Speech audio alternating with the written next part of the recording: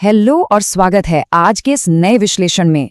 आज हम एक ऐसे टॉपिक पर बात करने वाले हैं जो फ्रैंकली मानव मस्तिष्क को देखने का आपका नजरिया बिल्कुल बदल कर रख देगा। अक्सर लोग मानते हैं कि इंटेलिजेंस यानी बुद्धिमत्ता सिर्फ जन्म से मिलती है या आईक्यू स्कोर्स पर डिपेंड करती है, पर सच्चाई थोड़ी अलग है। एक व्यक्ति की इंटेलिजेंस असल में उन छोटे छोटे इनविजिबल रोजमर्रा की आदतों से लगातार बनती और बिगड़ती है जिन पर हम ध्यान तक नहीं देते। तो यहाँ एक बहुत ही इंटरेस्टिंग सवाल सामने आता है। क्या ये हो सकता है कि हमारी रोजाना की आदतें चुपचाप हमारी सोचने समझने की क्षमता को कम कर रही हैं? ये सुनने में थोड़ा अजीब लगता है ना, कि जो छोटी छोटी आदतें बिल्कुल हार्मलेस लगती हैं, वो असल में वक्त के साथ मानव मस्तिष्क को लो कॉग्निटिव परफॉर्मेंस के लिए रीवायर कर रही होती हैं। यही विरोधाभास या कॉग्निटिव डिसोनेंस इस पूरे कॉन्सेप्ट का सबसे मेन हिस्सा है। ओके, जल्दी से देख लेते हैं कि हम क्या कवर करने वाले हैं। हम इन 3 मुख्य मनोवैज्ञानिक थीम्स को ब्रेक डाउन करेंगे। पहला, द अवॉइडेंस ऑफ रियलिटी। दूसरा, सैबोटाजिंग बायोलॉजी एंड इंडिविजुअलिटी। और तीसरा, द इल्यूजन ऑफ नॉलेज। चलिए सीधे पहली थीम में डाइव करते हैं। पहला थीम है द अवॉइडेंस ऑफ रियलिटी, जिसमें हम जादुई सोच और शांति के डर पर बात करेंगे। ये देखना वाकई दिलचस्प है कि दिमाग कॉम्प्लेक्स लॉजिक और इंट्रोस्पेक्शन से बचने के लिए किस तरह के शॉर्टकट्स ढूंढ लेता है। आप सोचिए, ऐसा क्यों होता है कि लोग 2 बिल्कुल अलग अलग घटनाओं के बीच कनेक्शन जोड़ देते हैं? जैसे एग्जाम देने के लिए कोई स्पेसिफिक लकी सॉक्स पहनना और उसको अच्छे मार्क्स आने का रीजन मान लेना। आखिर दिमाग संयोग यानी कोइंसिडेंस और एक्चुअल कॉज के बीच इतना कंफ्यूज क्यों हो जाता है? साइकोलॉजी की भाषा में इसे मैजिकल थिंकिंग कहा जाता है। असल में ये दिमाग का एक मेंटल शॉर्टकट है। जब दिमाग फैक्ट्स या एविडेंस बेस्ड रीजनिंग में एनर्जी नहीं लगाना चाहता, तो वो हवा में ही रिचुअल्स बना लेता है। ये बिल्कुल वैसा ही है जैसे अपना लॉजिक सीधे अंधविश्वास को आउटसोर्स कर देना। लेकिन एक समझदार और शार्प माइंड का सबसे महत्वपूर्ण आंतरिक संवाद हमेशा ये होता है, इसका प्रमाण कहाँ है?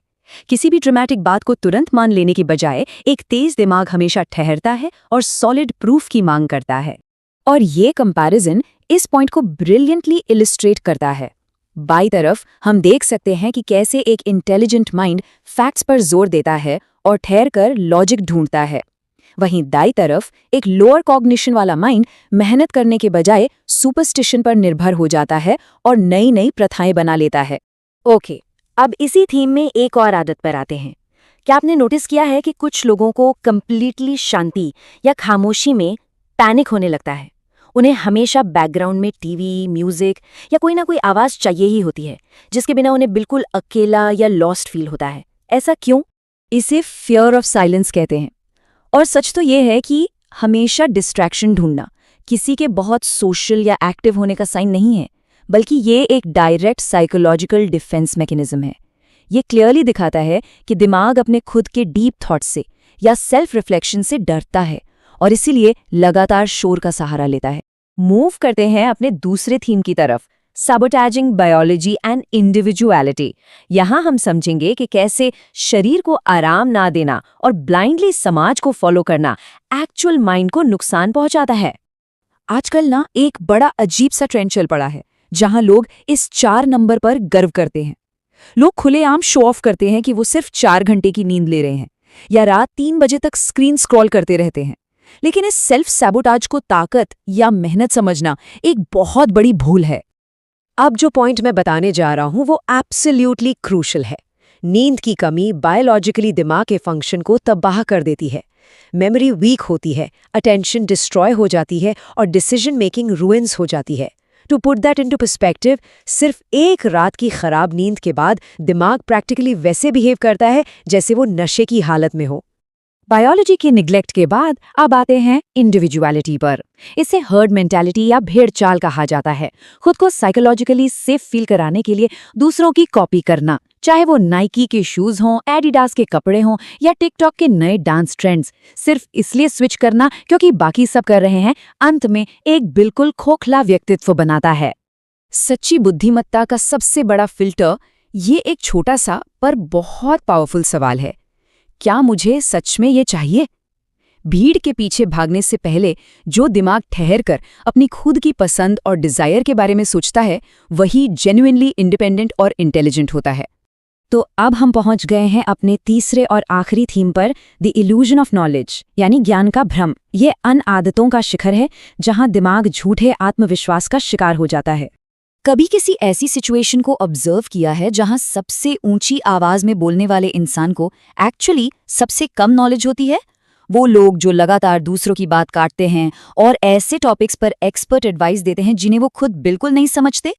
साइकोलॉजी की दुनिया में इससे द डनिंग-क्रूगर इफेक्ट कहते हैं। ये एक ऐसी स्थिति है जहां जिन लोगों को सबसे कम जानकारी होती है वो इस गलतफहमी में रहते हैं कि वो सबसे ज्यादा जानते हैं। ऐसे माइंड्स अपनी लैक ऑफ सब्सटेंस को छुपाने के लिए सिर्फ ऊंची आवाज और शोर का सहारा लेते हैं। इसके बिल्कुल ऑपोजिट, एक शक्तिशाली और ट्रूली इंटेलिजेंट दिमाग की पहचान इन 3 शब्दों से होती है: मुझे नहीं पता। अपनी नॉलेज की लिमिट्स को खुलेपन से मानना और नया सीखने की उत्सुकता दिखाना इंटेलिजेंस का सबसे बड़ा और ऑब्जेक्टिव साइन है। तो क्रूशियल पॉइंट ये है कि इन दोनों माइंडसेट्स का अंतर बिल्कुल साफ है। बाईं ओर एक लर्निंग माइंड की ह्यूमिलिटी है जो लिमिट्स मानती है और सवाल पूछती है, और दाईं ओर एक आलसी दिमाग की जिद है जो बस वॉल्यूम के पीछे छुपता है और खुद को एक्सपर्ट मानता है। चलिए इस पूरे विश्लेषण को एक साथ समेटते हैं।